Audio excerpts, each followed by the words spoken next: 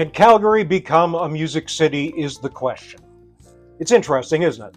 For the third time in 8 months, 2 venues are being demolished, or at least prospectively, under the corporate hands of greed, power, sociopathy, unearned and unnatural privilege. One, meaning the Grand, is threatened with the possibility. Now, you would either have to be willfully ignorant or ignorantly elite to not only observe, but also to not fully immerse yourself in demanding answers to the perpetual crisis that is the artistic class. A crisis that has arguably persisted for a quarter century and has manifested in the forms of rampant club closures, sustained financial underdevaluation, and at present resembles the struggles and the poverty faced by Mozart at the hands of the bourgeoisie. So is the answer to this predicament another oligarchy? An all too familiar artistic complex that puts all power of decision-making, negotiation, and nepotism into the hands of NGOs and its sycophants.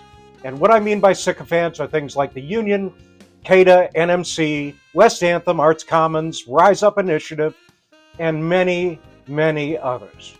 Or will we, the people, the demos, the curated and masterful artists of this pathetically and destructively governed city, insist that the masses, in which lies the only natural, sustainable, and enduring form of culture, take control and preside over our affairs and our own creations? That's the other question. Personally, I see no other solution than to dispense with the so-called privileged class and their vain attempts to usurp the creative space, a space that by natural right belongs to its citizens, meaning you. If the demos don't act, the proletariat, pitiful artist, meaning us, we will, I can assure you, be bound to a failure that will not end. It is sad, so very sad, that some of you, once again, will allow others to bullshit you with rhetoric and promises, and as the history of politics and the bourgeois class, they will promise to solve your problems for you. And once again, they will produce the same unproductive results that we have suffered from all history until now. So don't be your own version of a weak, frightened sycophant, Calgary. Be better and stop being willfully fleeced. West Anthem, Arts Commons, NMC, CADA, the Union, and all others will not solve this problem that you face. They will only perpetuate it for the sake of their own self-interest, arrogance, narcissism, and gain. By their ignorance and the ignorance of others, those that believe themselves the gatekeepers of creation will, in all definitive terms, ensure ineffective, injurious government and corporate motives are both employed and accomplished. And we already see it happen. I have said it to you before, and I have heard it directly from them. The stakeholder and the shareholder are their overriding and, I believe, only concern. I've already spoken about a representative from one of the agencies listed above attempting miserably to at first gaslight me, then psychotically break in my very presence, and then run from the studio in hysteria. Why? Because I'm threatening or ugly? Well, perhaps the latter, but no. As it turns out, it was for the fear of being heard by the stakeholder and the shareholder. Nothing more, nothing less. As we have witnessed, and yes, get it through your head, whether it's Mike Clark or any other of our ilk, none of us are immune to the inconsiderate and destructive machinations of the bourgeoisie. No one outside that coterie of nihilists is privileged enough to change what serves their interest. Therefore, it would serve us far better to accept that we are the proletariat. As long as we continue trying to embarrassingly and unsuccessfully gain a seat at that table, we are the ones that hinder progress. And the observation of such is kind of pathetic. We are not that special. But the good news is, neither are they. What we are discussing here are natural human rights, and therefore, humanity itself. This is a privilege granted to all, and none should be allowed to exceed it. Furthermore, the overarching reason for the incongruity and confusion we all sense, feel, and experience regarding the sustained disintegration of society and our livelihoods is found in what I've already said and yet there is more, and I will continue. Now, although there are secondary factors and other minutiae attached to the reason that our culture is kind of disintegrating, and of course the artist isn't getting paid shit and is finding places to play harder and harder to find. This next factor is primary among them. I should also state that the outcome of incongruity and confusion in society is a thing called mass formation psychosis. We are all feeling it, and we should all be honest about that. To the individual living within this paradigm, it manifests itself in the same way as it would if you were in a bad relationship or you had lost a family member, something like that.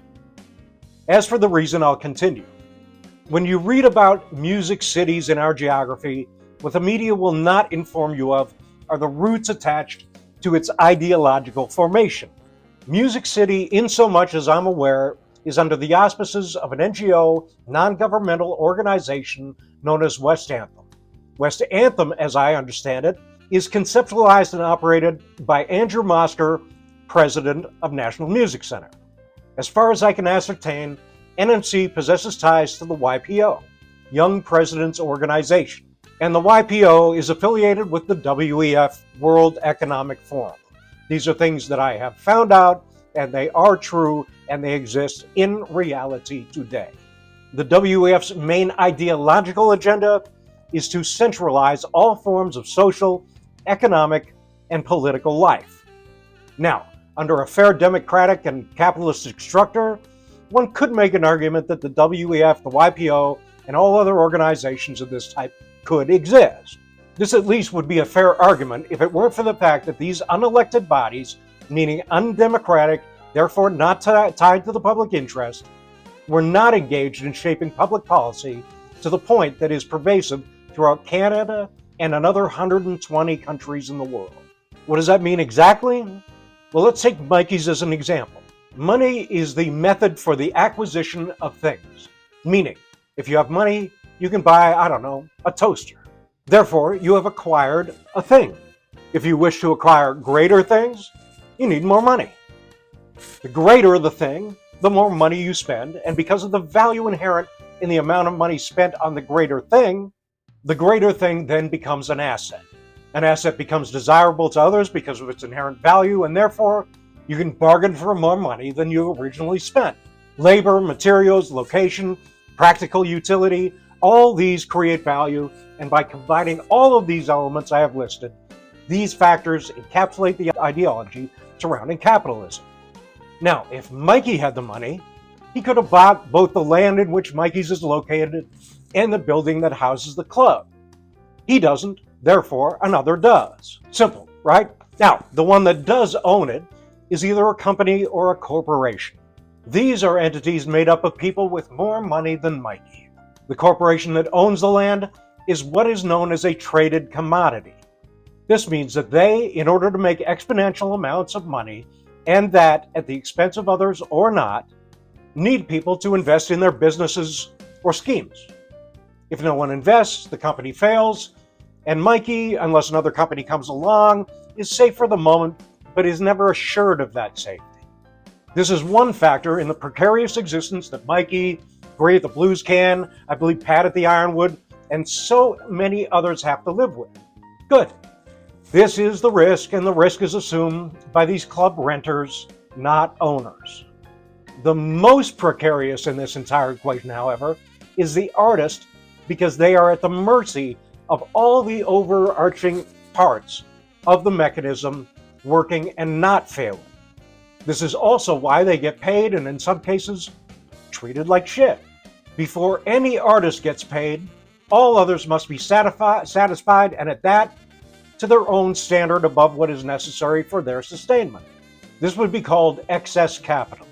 So, in order for the corporation to survive, it typically needs investors. This is what Wall Street in the States or the TSX in Canada are designed for. So, what makes a real estate company attractive to a real estate investor? As in any other endeavor, it's growth, creating more value to the investor. And it should be noted here, the other name for an investor is a stakeholder or a shareholder. Means that exercising judgment on what will grow the stake, shares, or investment to the greatest degree. Not readily entertained is the impact it will have on existing structures, such as land, tenants, businesses, other people, etc.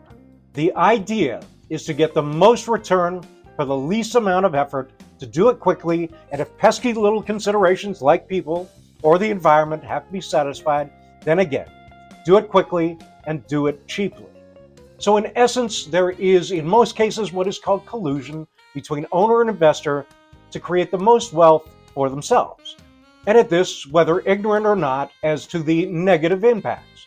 For example, the individual investing in the corporation that is demolishing the site at Mikey's, or the Blues Can, or for that matter, the Ironwood, and all others that have come before and are yet to come, they are not necessarily aware of what businesses are attached to that structure, whether they are taking away the livelihoods of others, financially devastating artists, or destroying culture itself. They simply don't know that's what's happening. They're removed from the process. And I would conjecture that they are not aware in most situations, because being aware would mean that you would then have to utilize your conscience in order to make better decisions. A stakeholder and a shareholder want their money.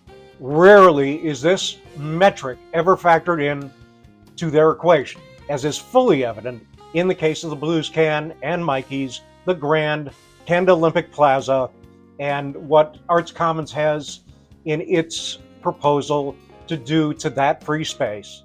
So where does this factor into an already elevated, grotesquely more monetized privileged class? Well, let's continue, and I'll get to the mayor and other higher forms of government influence in a minute.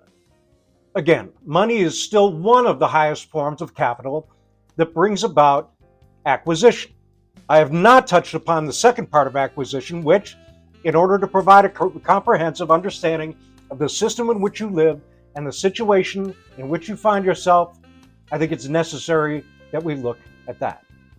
With money and acquisition, a third element is necessarily born from the unnatural growth of these initial elements, and that is power. Now, power could be ascertained in two ways. It could be either granted, as in the forms of government, or it can be bought in terms of wealth. Where the government is concerned, inherently and by constitutional degree, you cannot serve both masters of money and power simultaneously. This is why the length of time in political office and the remuneration for such were minimized and strictly regulated. But even at the founding of the American Constitution and the Canadian Charter of Rights, these proclamations were hammered upon and challenged by those who wanted more power, money, and influence for themselves. Inevitably, they won the battle against regulated, representative democracy, which means the rule of the people being carried out on a national level by local representatives. Once that was achieved, money came into the political sphere. Why would founding fathers not want money in politics? It's pretty simple. Because they understood, obviously better than we do, the aspects of human nature that are never satisfied and are always easily corrupted. Let me give you this example. Let's say I pay you $1 million a year to say only the best things about me, work on my behalf, and do what I ask. Would you then turn around and go against not only me, but your own self-interest? Of course you wouldn't. Most likely, you would, I would, be more apt to put ourselves into a bracket that, unless we continue receiving that $1 million a year, our entire lifestyle would suffer. We would lose our assets, privileges, and newfound, sycophantic, judgmental, vapid friends, and we would return to our all too familiar existence. Very few would and have ever done that. And for those that have, we call them either whistleblowers or dead. One in the past tense, the other in the eternal. And no, that's not hyperbole. So if I've sufficiently explained the mechanisms and mentality surrounding the system of capitalistic enterprise, I'll now move to real-life examples. From there, we can then challenge ourselves on thought experiments of how positive change can actually materialize. Okay, I've already spoken in regard to the ignorance, ineffectiveness, and ineptitude of places like the Union and CADA, NMC, West Anthems, Arts Commons, all of these other places. The wealthy class pour vast amounts of money into civic artist creations. Now, these are creations on a relatively grand scale that most of us are not and will not be petitioned to take active participation in. Additionally, this class reinforces the agencies listed above and their agendas. These pretentious frauds of artistic philanthropy, where I have been told specifically of their disdain and contempt for the artistic class. The overarching system encapsulating most of the civic artists in the city is the fusion of soft and hard collusion between civic agencies, government, and the bullshit philanthropist. With all these things considered and configured in the way they currently are, for them, it is infinitely more profitable that the Blues Can, Mikey's, the Grand, and any other cease to exist.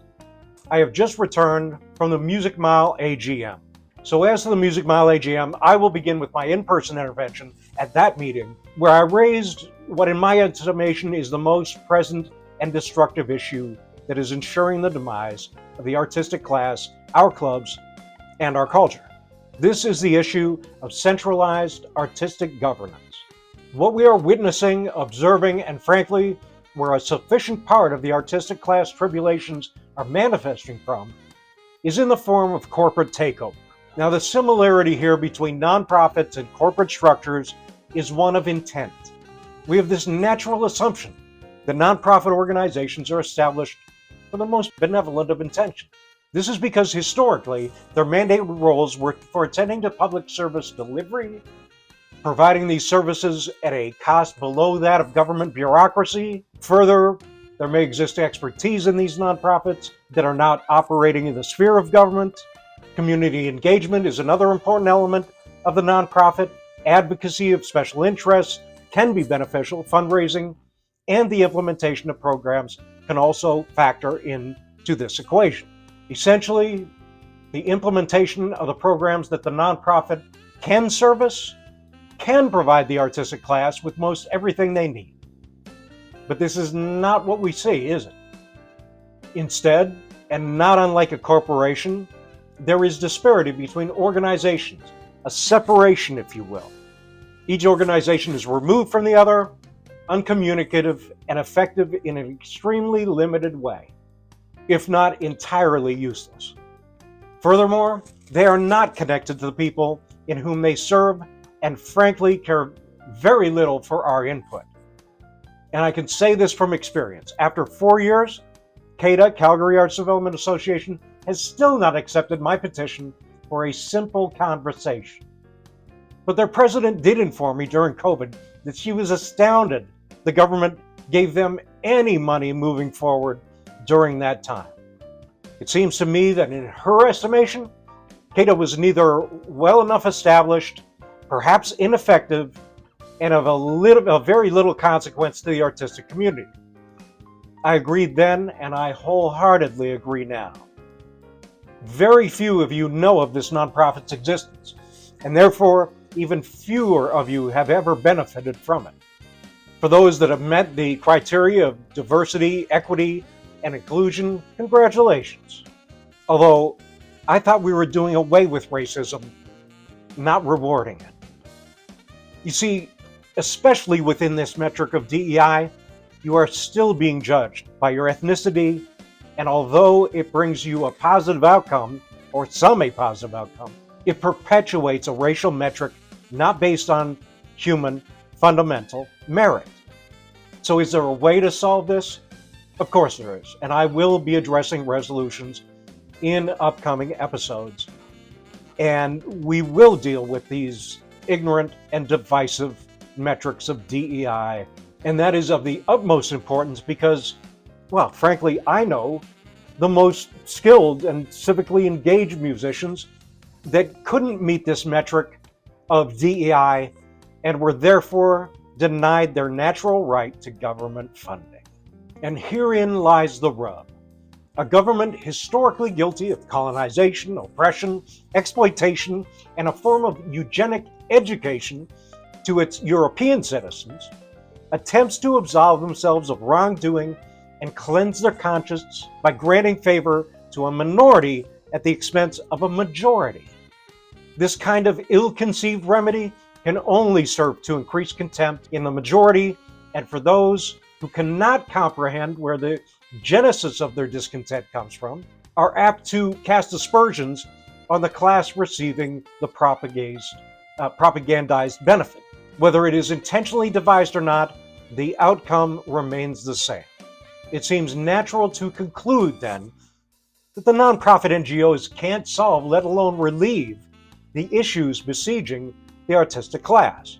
Furthermore, it seems increasingly likely that given their lack of civic engagement and disinterest in gathering valuable opinions from the artistic public, their purpose is likely to perpetuate class struggle rather than solve the issue.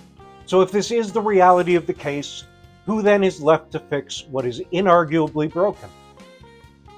Us. And that's good news. Of course, we can't do it necessarily without proper representation, and I will speak to this consideration in a moment. However, suffice to say that with respect toward each citizen and a firm belief in their ability to considerably and creatively ameliorate all social ills, Calgary can become a cornerstone, you're welcome, Jim, and a glowing example of honest and equitable community. But a distinction must be made in the form of a warning to all of us. The nonprofits that I have previously spoken of hold a fraudulent and distorted version of what I am proposing as an historical and unadulterated ideal. To the uncritical mind, similarities between philosophies will leave undiagnosed one glaring monumental disparity. As is my tenet and belief, all agencies should be granted to the uncompromised public proletariat working class people.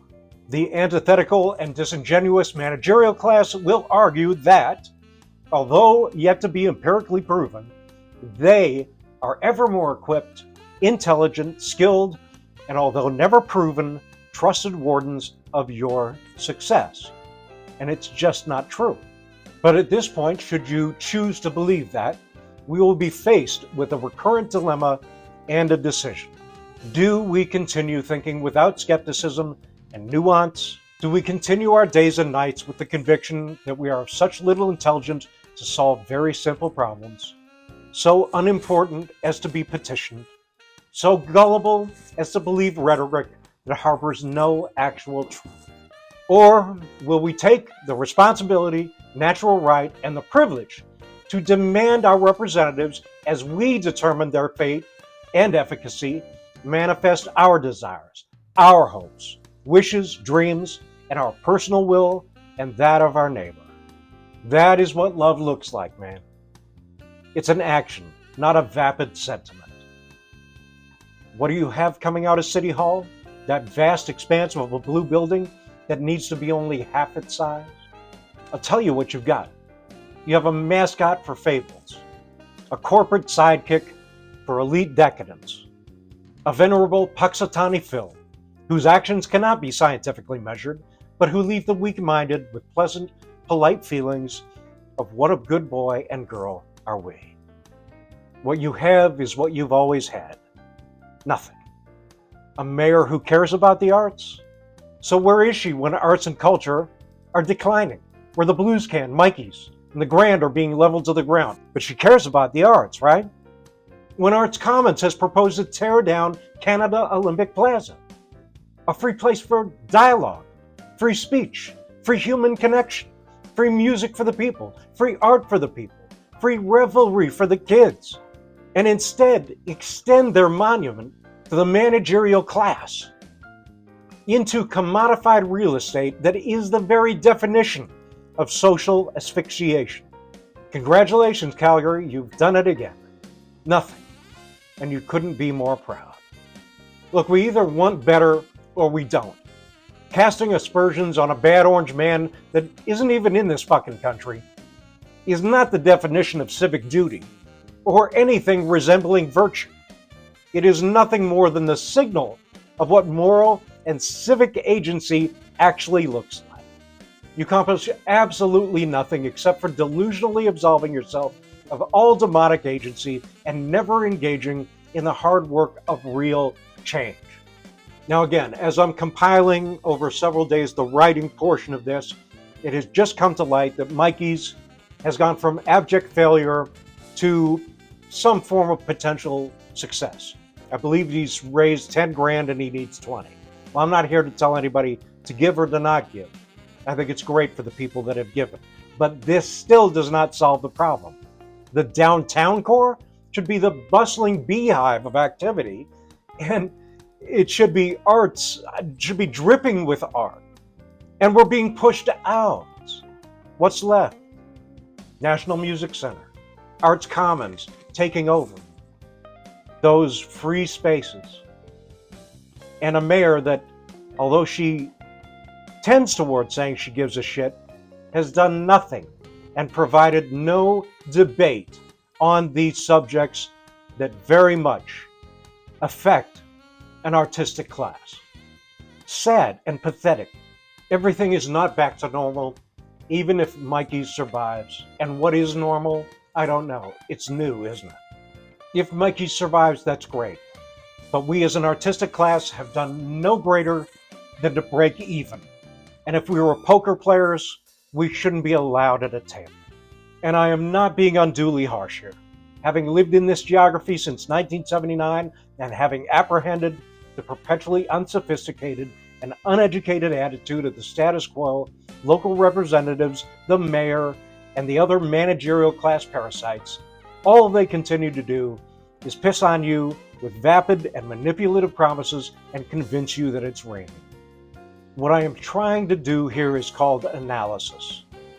And because I am seeking a higher form of understanding and therefore a potential greater truth, it does have the potential of being uncomfortable and perhaps vexing.